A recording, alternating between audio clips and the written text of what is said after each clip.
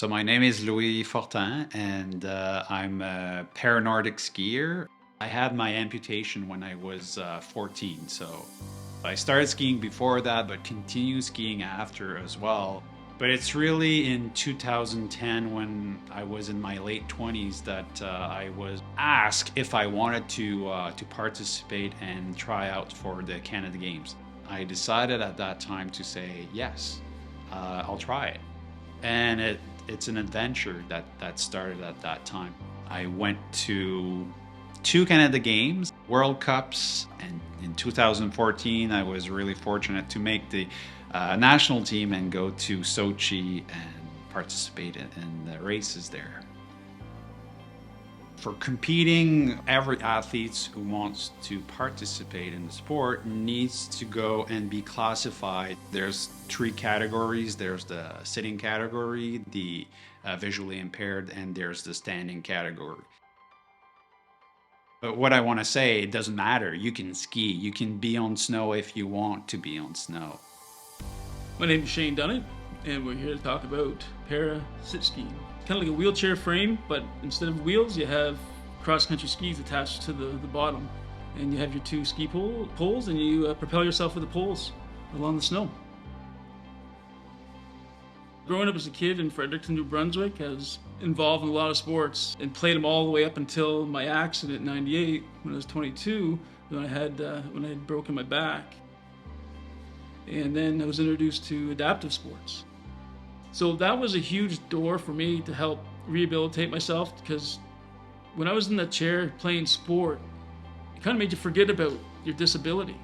It's that outlet that I have to myself, mental and physical. You get that good combination of health. It's, overall well-being. My name's Josh Nevers, and I'm a para skier. I was more of an athlete after I got hurt than before. A friend of mine plays sledge hockey, and I borrowed his ski and went out and skied, and I liked it, so I built my own and decided to continue on with it. Attack, shorter, that's it. Great job. Keeping in shape helps with transferring and like wheeling up hills or doing anything really. The para skiing really helps with. So I'm Desiree Isaac Pictou. I'm 21 years old. I've been a bilateral amputee with an above knee and below knee amputation since August 2020.